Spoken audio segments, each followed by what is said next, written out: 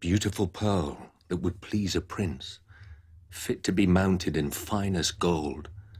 I say for certain that in all the East, her precious equal I never found. So radiant and round, however revealed, so small, her skin so very smooth. Of all the gems I judged and prized, I set her apart, unparalleled. But I lost my pearl in a garden of herbs. She slipped from me through grass to ground, and I mourn now with a broken heart for that priceless pearl without a spot. Kate was very keen that she get called Madeleine, and I would have shortened it. I'm sure I would have. Certainly where I grew up in Glasgow, and with our family we shortened all of our names.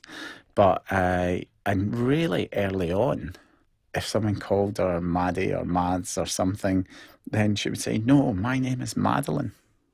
And in that spot where she sprang from me, I've often watched, wishing for the one that drove away sorrow, lightened my load, roused my spirits and rallied my health. Loss and longing lean on my heart, and my breast burns with the heat of the hurt.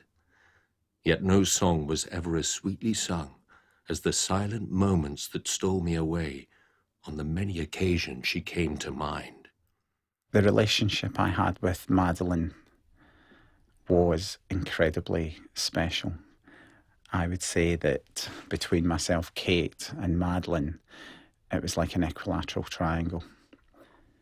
You know, when Madeleine was very young, she had really bad colic.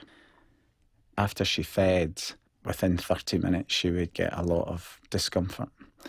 And we almost ran a shift system in terms of getting through it. When she had colic, I used to put her on my chest and rub her back. And one of the things she used to do was pull the hairs on my chest really tightly. It was quite painful. And it seemed to ease her burden a little bit. I felt that I was taking some of it. And I suppose all that contact time and skin-to-skin type contact, I did feel like I formed a really strong bond with her at a very young age.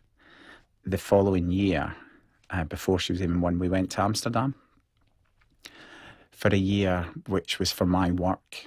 And I was then working pretty much 8 till 6, Monday to Friday, and I didn't have any on-call, and I didn't have any weekend duties. So I had an awful lot of quality time with Madeleine when there was just the three of us. And that was a really special time you can't get back when children are really young. I went to the spot my words described, entered the garden green with herbs in the month of August on Holy Day, when corn succumbs to the sharpened scythe. That pearl had rolled away from a mound where brightly lit plants cast bold shadows. Ginger, gromwell, and gillyflower, with peonies scattered in between. Such a sweet scene for the eye to see, made fairer by fragrances floating up. I believe and know where that lovely one lives, my precious pearl without a spot. She's absolutely amazing. I do think back about this a lot. You know, all parents think that their child are amazing, and most children are amazing. But some of the stuff that I was able to do with Madeleine, the conversation she could have, her character, personality, it's really fantastic. After, you know, the twins were conceived in Amsterdam and they were born, and so we used to get the twins down, especially on a Saturday night, and then Madeleine and I would sit down in our little snug, and there was 2 programmes in particular. It was like hour, and one of them was David Tennant had started in Doctor Who, and it might say she was 3, and it might seem, oh God, you can't have a 3-year-old watching Doctor Who, but she really loved it. And I would often do the bedtime with Madeleine in particular. I used to go up and read her a story and lie down in her bed with her. And she had these little stars that would glow in the night. above her bed. That was our time, really our time. Among those flowers, I fell to the floor, my senses suddenly swamped by scent, and sank into a heavy sleep on the ground, where my pearl was lost, on the same spot. Suddenly my spirit rose from that spot. While in body I remained asleep on the mound, and by God's grace my spirit embarked on a quest to where marvel and amazement happen. I couldn't say where I was in the world, but my soul was set down where cliffs split the sky. I turned my face towards a forest where astounding stones astonished the eye. No one would believe what light they lent, what gleaming glory shone from them. Never on this earth did a human hand weave cloth so exquisite in ornament. The image of highly ornamented hills made my spirit forget all feelings of grief. The air was so fresh with the scent of fruit, it nourished and fed me as if it were food. And she loved, I like my sport, and she really loved running around the garden and playing games and being chased and laughing. These are the things I really remember. And swimming. She loved swimming. I suppose that's the other thing that was pretty unique about it. You take her along to the local leisure centre, to the swimming pool, and she would just march out there, right round the pool to her instructor with her cap on, goggles, smiling, no anxiety, fear about it. She was in there. Flowers were fairer the further I went, among sedges, shrubs, spices and pears, hedges, wetlands and splendid streams, with steep slopes like spun gold, and arrived at the shore of a winding river, overwhelming, O Lord, in its ornament. At the water's edge, ornamenting its depths, were bountiful banks of bright beryl. The surface swirled as it swept by, pouring forward, murmuring as it flowed.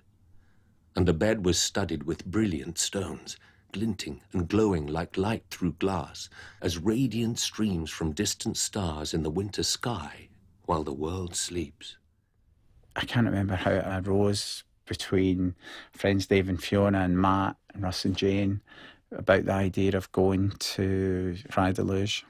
We went, it was last week in April, and the weather wasn't that good, and it was really windy, and the pool, the big outdoor pool, wasn't heated. And we'd been up early, so I remember feeling tired because we'd travelled, and so I remember getting, and she just said, let's go swimming. Madeleine was dragging Kate, and she took her into this pool, and Madeleine lasted quite a bit longer than Kate, because Kate doesn't have much insulation, but she was straight in. That was us, just arrived, she saw the pool and she was like, swimming. The ornamented dazzle of downs and dales, of wood and water and splendid meadows, infused me with bliss, eased my burdens, soothed my sorrows and dispelled my hurt. And I followed that freely flowing stream, light-headed with elation, alive with joy. There was more splendor displayed in that scene than time would ever allow me to tell, and a human heart could hardly hold 1/10 of the rapturous gladness it aroused. I felt, therefore, that paradise itself must be there beyond those broad banks, and supposed the stream a border of sorts, a dividing line through lovely lands, and that somewhere over the shore of the brook I would find the site of its walled city. The water was deep and I didn't dare wade, but more and more I longed to cross. That actual evening, on the Thursday when we went out, it was really when Kate came running back from the apartment screaming. On the night, that was the first thing that raised any, well, it wasn't just raising alarm bells at that point. I mean, it was all out. And I was complete shock. And Kate was screaming, Madeleine's missing, she's gone. And I was like, she can't be gone. And running in. obviously looking in the bedroom, she wasn't there, and then checking everywhere in the apartment, and even places where I knew she couldn't be, under kitchen sink and cupboards. And I mean, it was disbelief that she said Madeleine was missing. Disbelief, shock, horror, and then panic and terror, because I could only think of one scenario at that time. I stopped and stared, surveyed my surroundings, impatient to find a fording place. But the dangers were great, and grew greater the further I strayed along the strand. I told myself not to hesitate, to fear no harm in those happy acres. But a curious image now caught my eye, which moved my mind more and more. A more marvellous matter amazed me now. Beyond that beautiful water I witnessed a crystal cliff, brilliantly bright, radiant with glorious gleaming rays, and seated at the foot of that summit was a child, a noble girl, a young woman of grace, wearing a gown of iridescent white. And I knew her so well. I had seen her before. Like sawn gold that glistens inside, she sat at the base of the cliff, and she shone. I stared, astonished, and the longer I looked, the more I recognized and remembered her. Yeah, so I haven't thought about those moments for a long time, those specific moments, because I imagine it's pretty painful. I don't know if almost automation kicked in, where it was like, okay, search. Dave, Russell, I think, went outside round the apartment, so we started searching more widely really quickly, and then very quickly raised the alarm. I mean, you're in this quiet little holiday resort that seemed idyllic, out of season, and I certainly didn't speak Portuguese, so I know I asked Matt to go to the reception and ask them to call the police. I was sure she'd been abducted. Waves of exultant emotion overwhelmed me with a force like nothing I'd felt before. Love encouraged me to call out her name, but shock had sent a hammer blow to my soul. To see her there in such strange surroundings had stunned my senses, almost stopping my heart. Then she lifted her head towards the light, and her face was so fine and ivory white that its wonder stung me. I stood there, bewildered, as if mesmerized forevermore. More in alarm than out of longing, I stood spellbound, unable to speak, my eyes transfixed but my tongue frozen, as hushed and watchful as a hawk in a hall. This appearance, I thought, is an apparition, and fear held me. How would I feel if the vision before me vanished from view without contact or closeness occurring between us? You know, I think I remember just being in the bedroom, distraught, the two of us just completely distraught. It was almost feral, the reaction and the pain, feeling helpless, alone together, but it was just the most painful realisation. And I couldn't get the darkest thoughts out of our minds that, you know, somebody had taken her and abused her.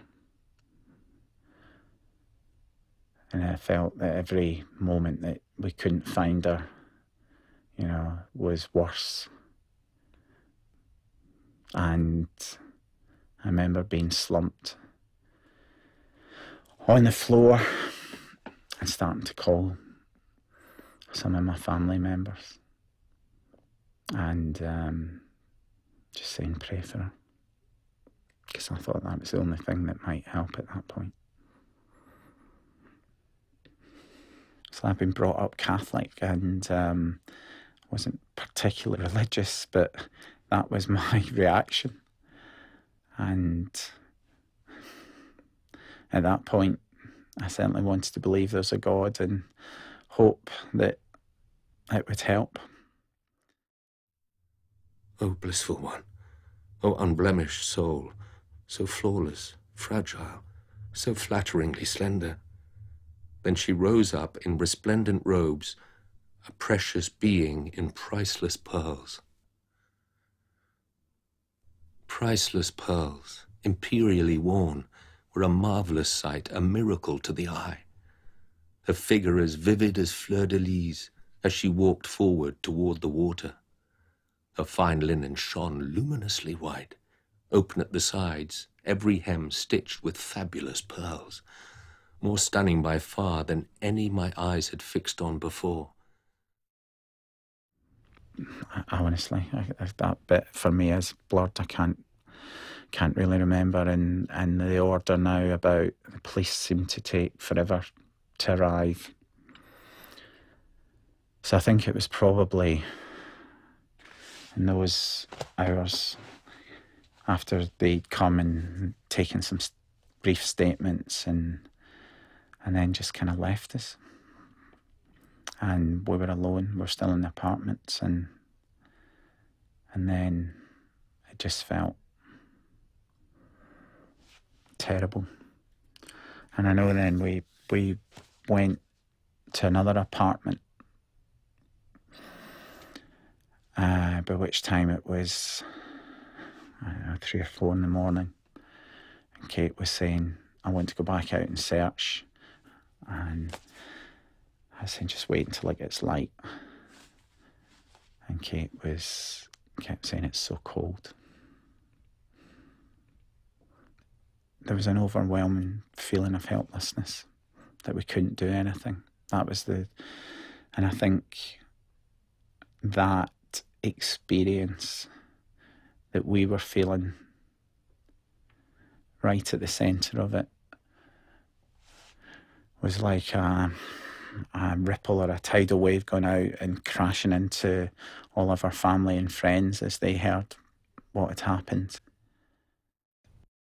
O pearl, in those priceless pearls, I said, are you really my pearl?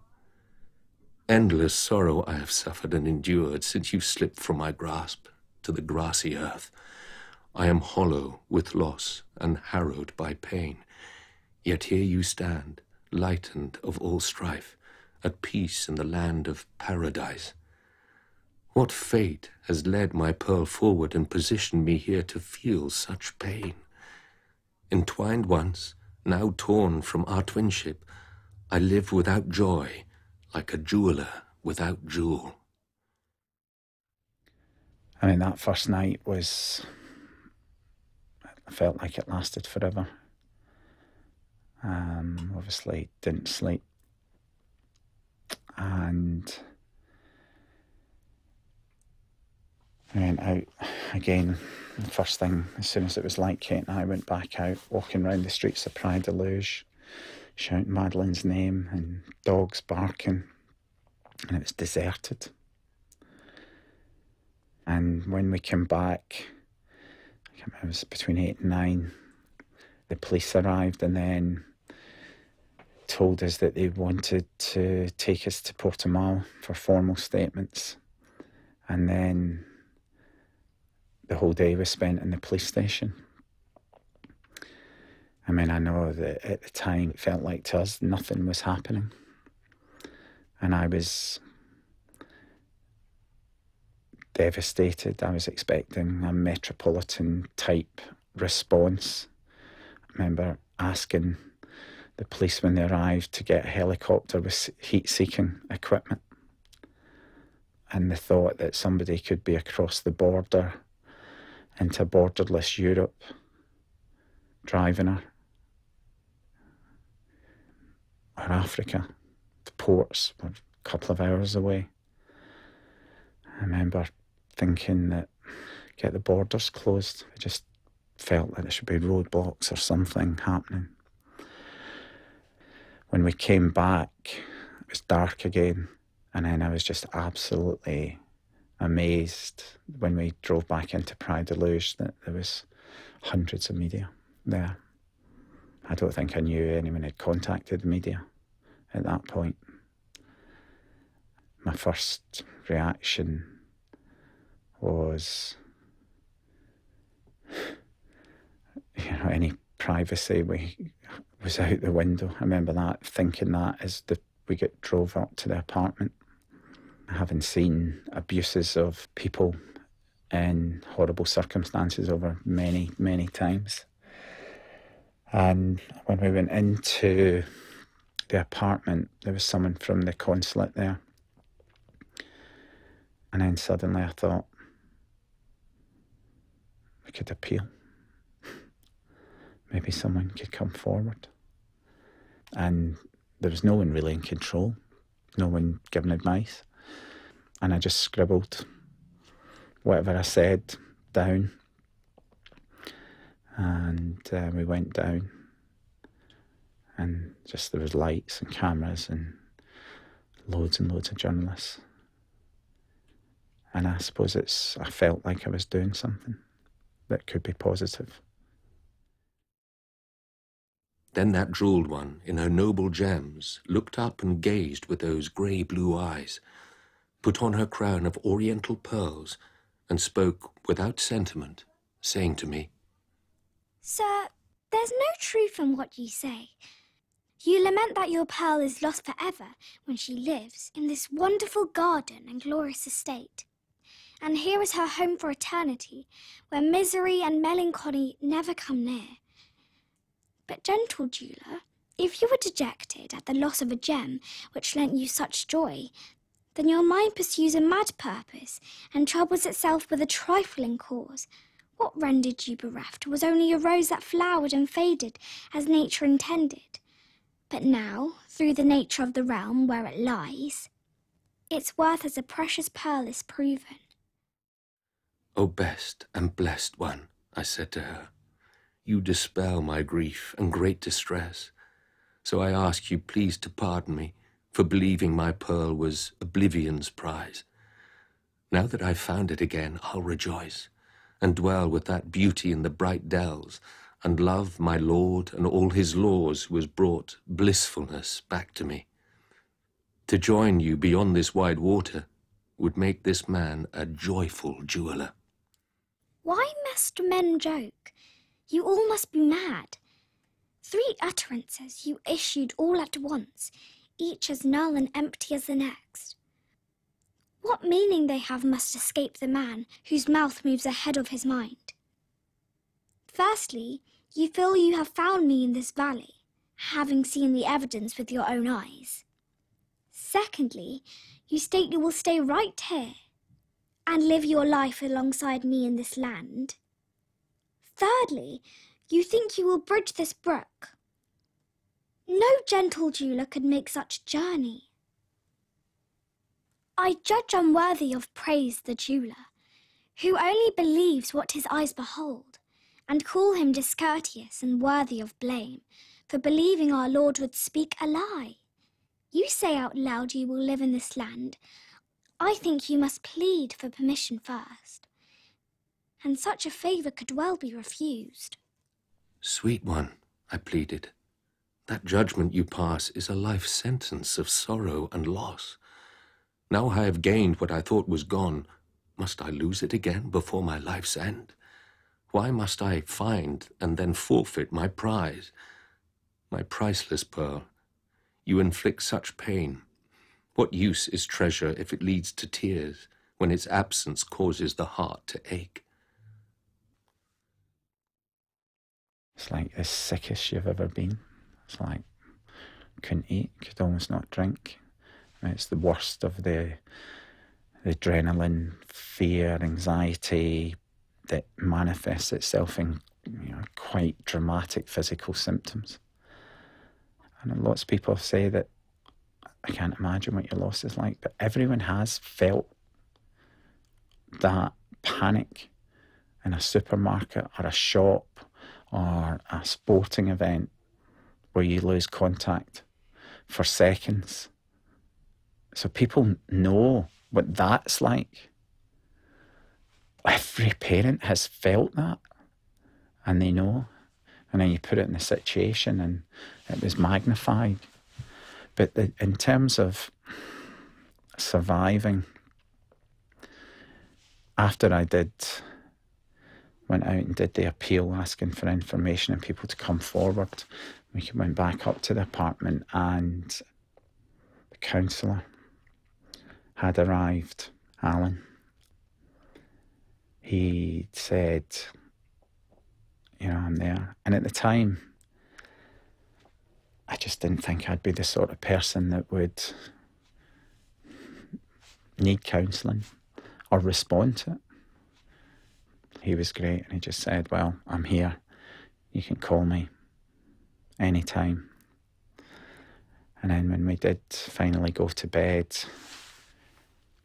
in the dark, and we couldn't sleep, I could just hear the wind howling. It was really windy that whole week, but the wind that particular night was howling round the apartments, and the shutters rattling. And you judge your lot as dejection and hurt. Why is that so? No crumb of comfort will come your way if you wallow and wail in the well of pity. So quieten your quibbling, quit your carping, and swiftly and honestly seek his sympathy. Hope that your prayers will pierce his heart, so that mercy might do what mercy does best. The comfort he offers can ease your anguish, scatter your fears, put sorrow to flight. So bury your feelings or flail in fury. The Almighty alone is judge and jury. And we were getting more and more distraught. I think I can remember sometime between 4 and 5. One of us said, let's phone Alan. And he came round to our apartment. He started talking to us, and it was interesting because he started off asking just about our normal life, our week at home, and what it was like. And you can imagine the feelings we had and how, I mean, this has been misconstrued many times, but Kate had said, you know, I'd let her down, I wasn't there for her, and that feeling of guilt that we both had, and that we had somehow let this happen, or gave someone an opportunity, is the way I can perceive it now. But at the time, it was guilt that we were partly responsible for allowing someone to steal our daughter. And after listening to us, Alan just said, you sound like model parents. And I suppose at the time, that was something we probably really needed to hear.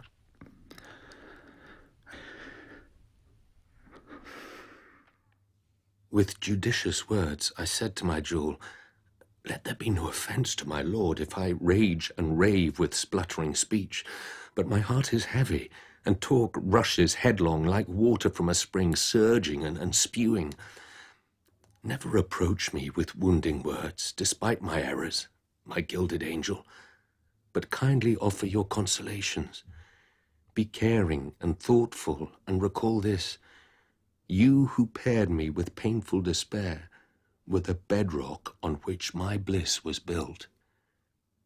My bliss and my grief, you have been both, but my grief has been the greater by far.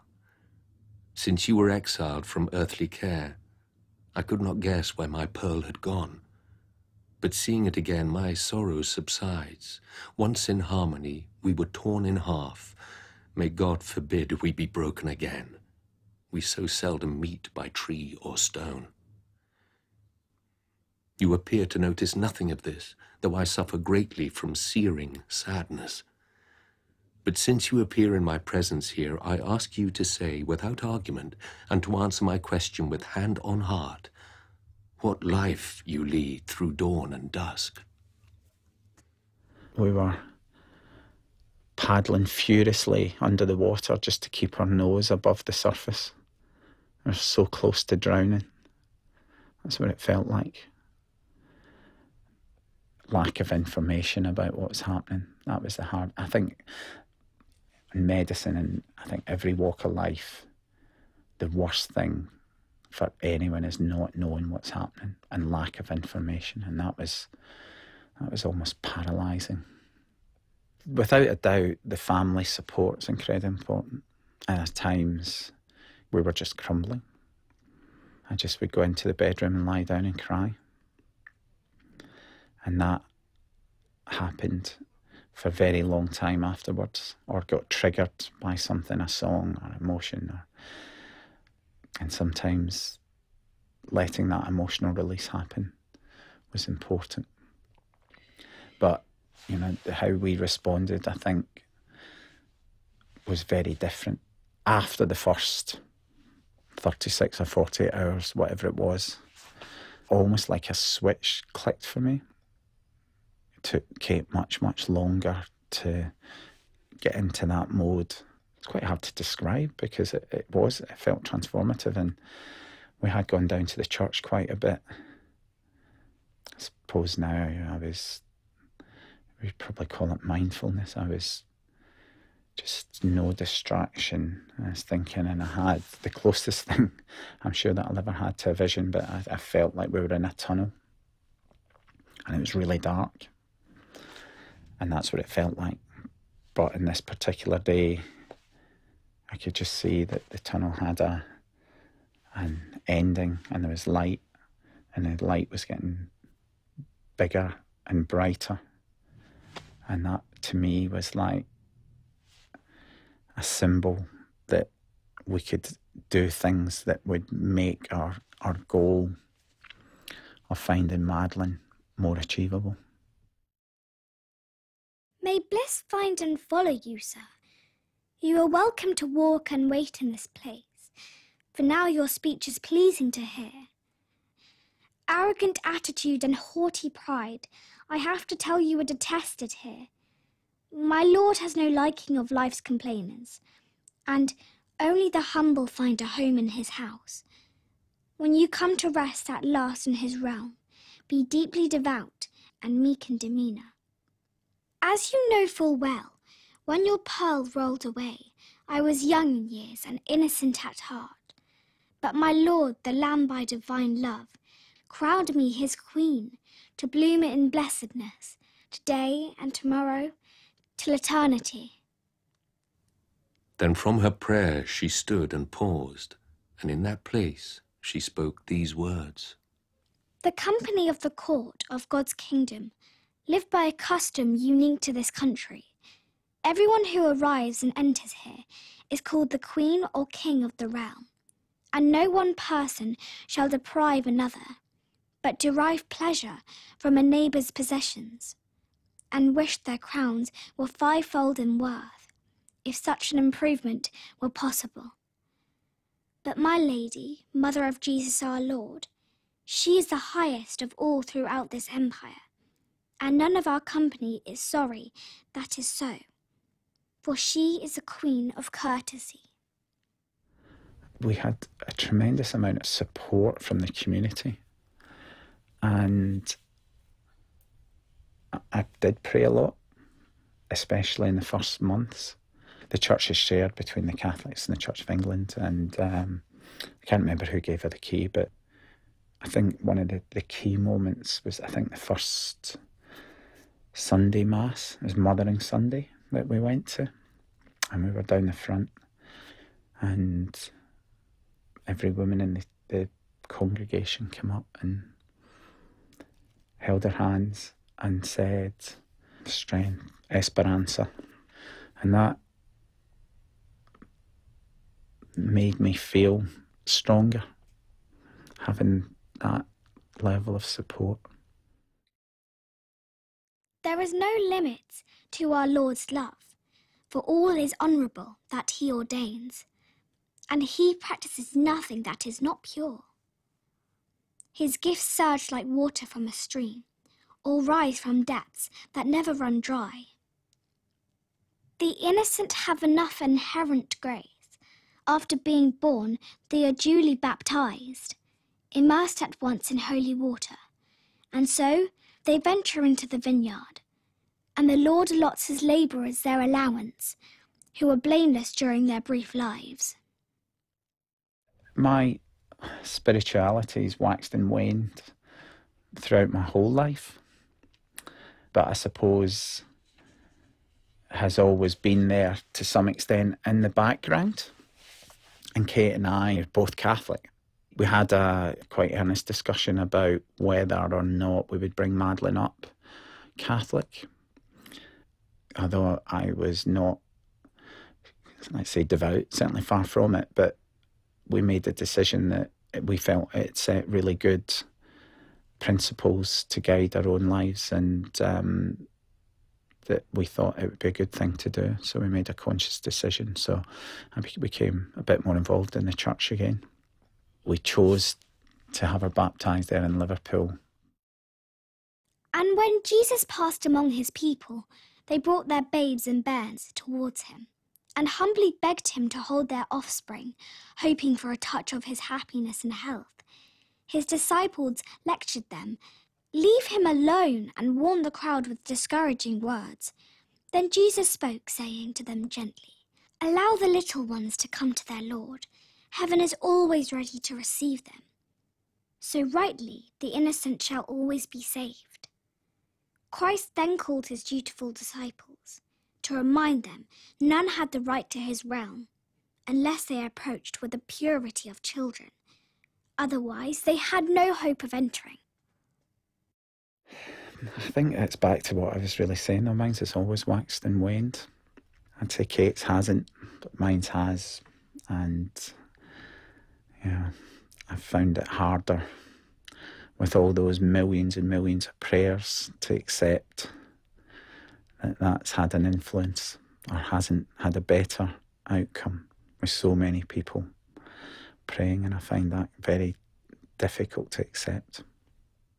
O pure and incomparable pearl, bearer of the priceless pearl, I said, whoever fashioned your fine features and wove what you wear is a miracle worker.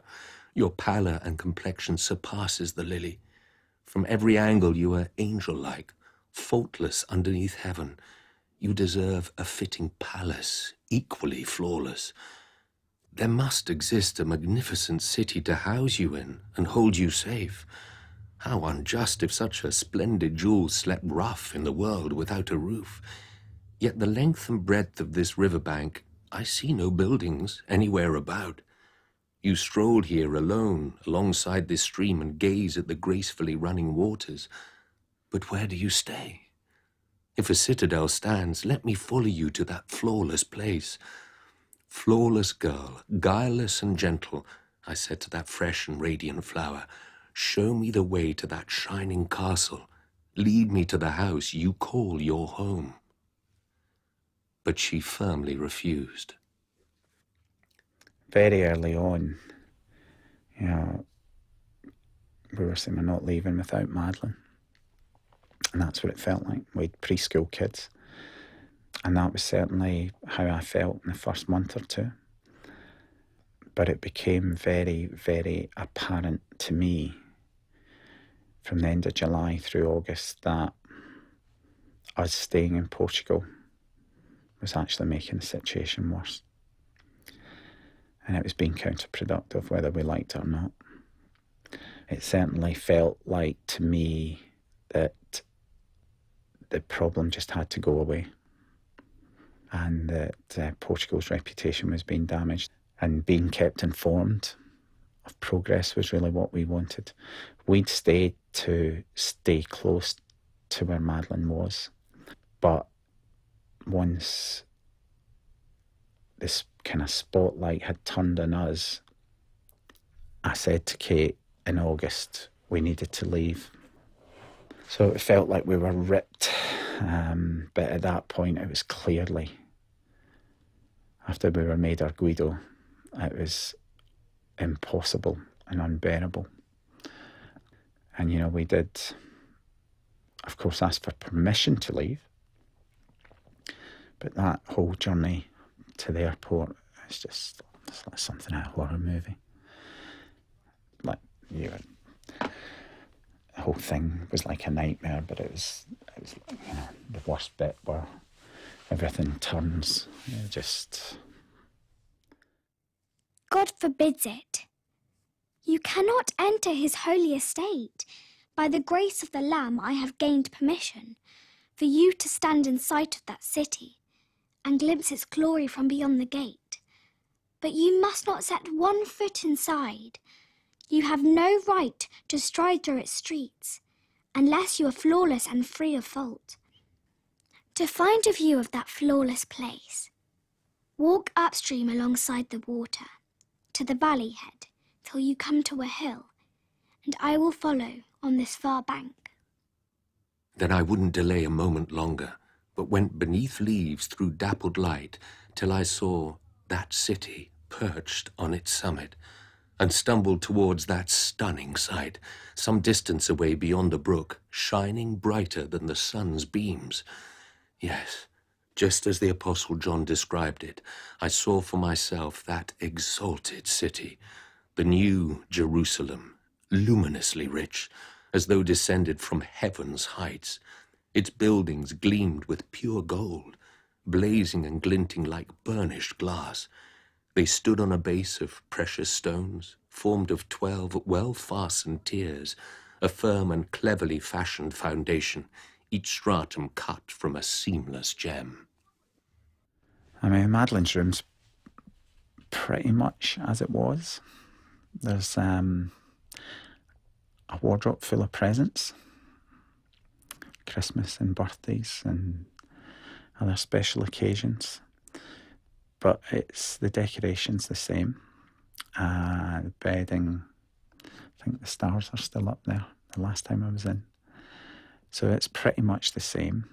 And for a long time, we couldn't let people in our room.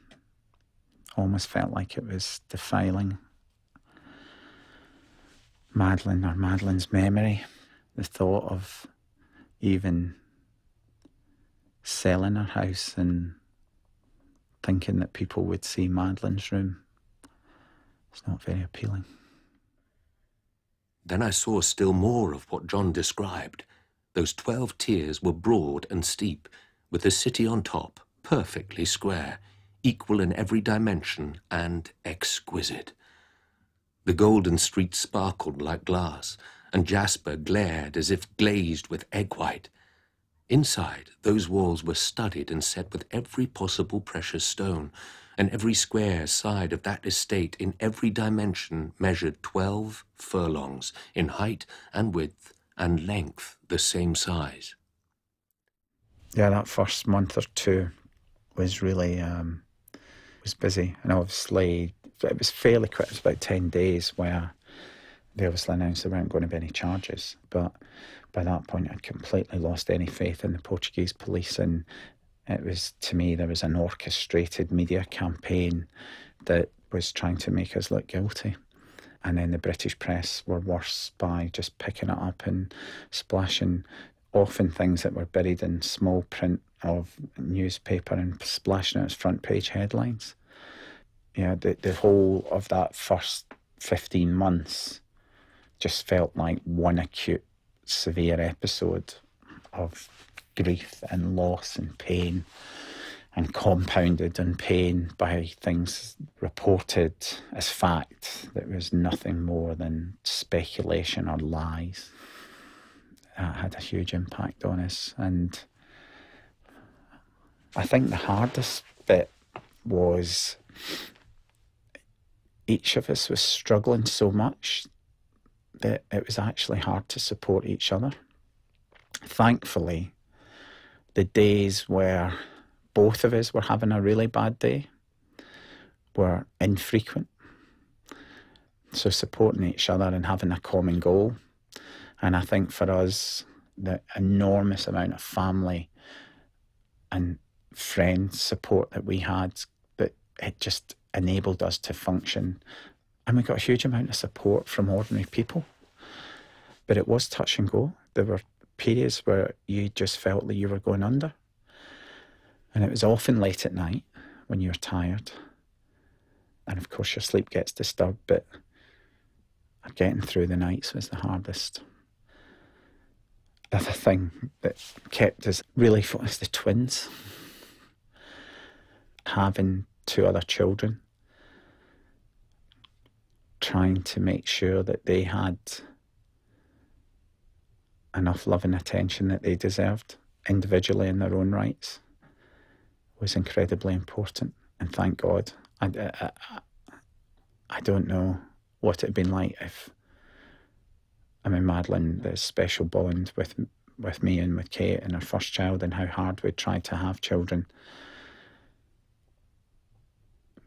But it would have been even worse if she had been her only child, because we needed, there's 2 young people who are part of us who needed that support.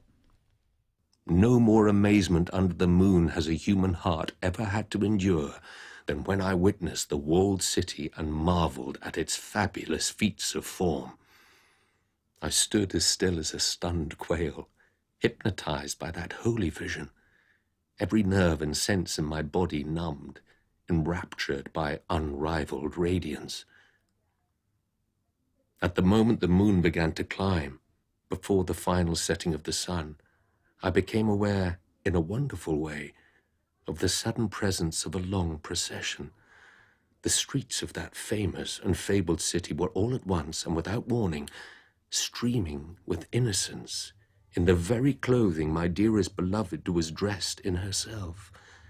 They were similarly crowned in the same manner, arrayed in pearls and pure white robes, and at each girl's breast, fastened and fixed, a delightful pearl took pride of place.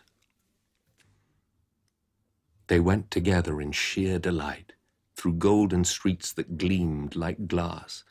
100,000 I counted there, all of them dressed in identical clothes. It was hard to say which face was the happiest. Those thousands travelled towards the throne, and never once pushed, despite their numbers, but as mild as maidens going to mass, they moved along with delightful manners. Legions of angels, summoned as one, scattered their sweet-smelling incense about, and the faces of all God's glorious followers were alive with light, lit by love.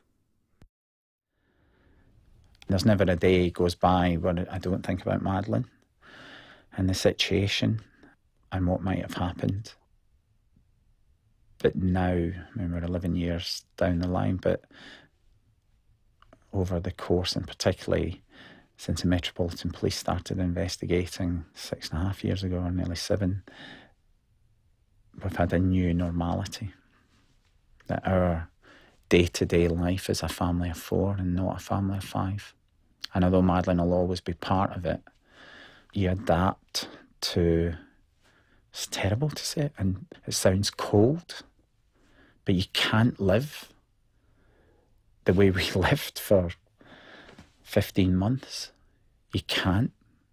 You get drained, exhausted. You've crutches, whether it be people, distraction. You cannot live like that, and you can't live with that emotion on a day-to-day basis. It completely drains you. Then looking, I saw there my little queen, who I thought was standing on the shore of this stream.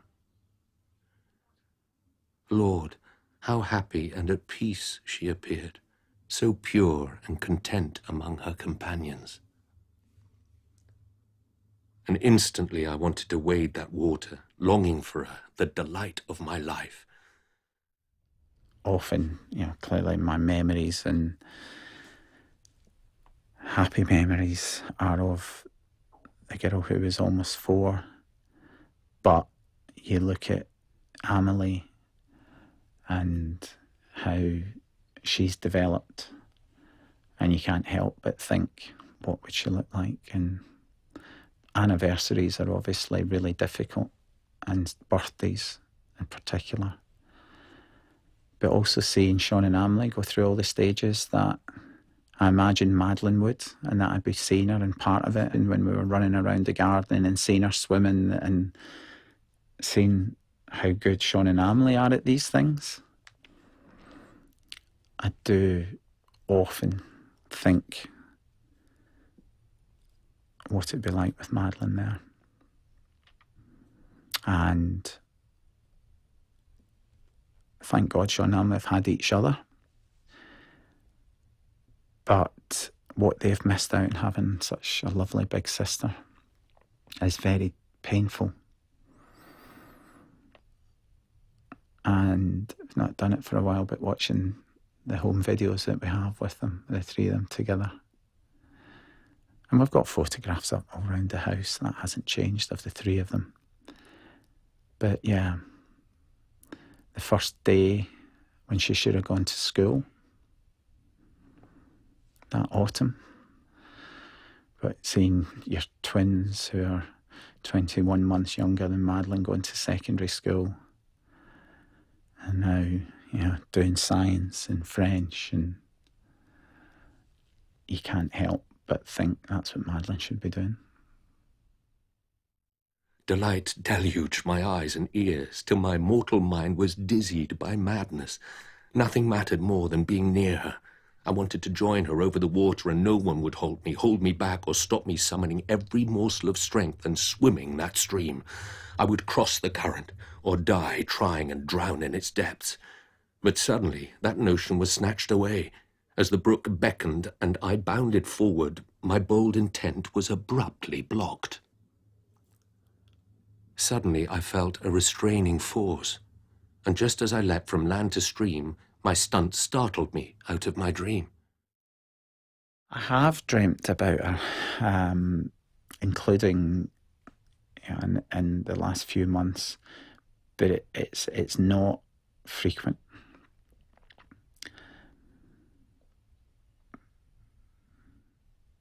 They're painful when they happen, though. I woke in the same green garden again, with my head laid on the little hill where my precious pearl had disappeared. Roused from sleep, all my sadness resumed. I thought about it a lot early on, and what I was absolutely confident about is whatever had happened, if Madeleine was still alive and is still alive, that we could cope and she would be in the right place. That's how I felt about it. And I think, and I have thought about it recently, that I just want to hug her and hold her and cry a lot. I would just deal with that situation as it arose. I have thought at various points, yeah, what it would mean, just stepping back from everything else.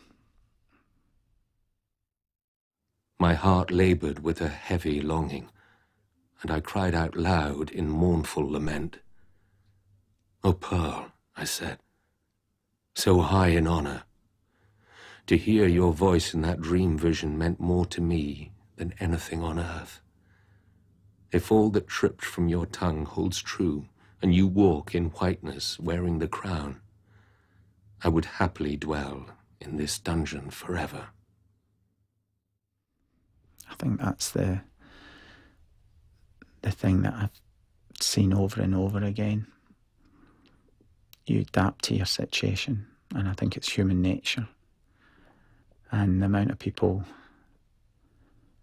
who've said to us, "I don't know how you coped," and "I know I wouldn't have coped," but actually, you see it all the time when people are fighting illness or deaths of parents or children or other incredible tragedies that come through over and over.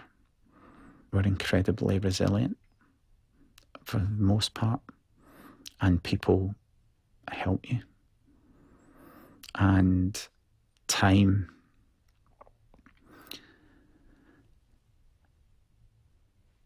makes the pain ease. The grief and the loss and the pain, some of the pain we have is not knowing. But I certainly don't wish her dead. And it's not a trade-off at any point. I certainly did believe in heaven right now. But I do almost, and again, it's almost like instinctive reaction. Feel, and it's just I feel we will be reunited at some point.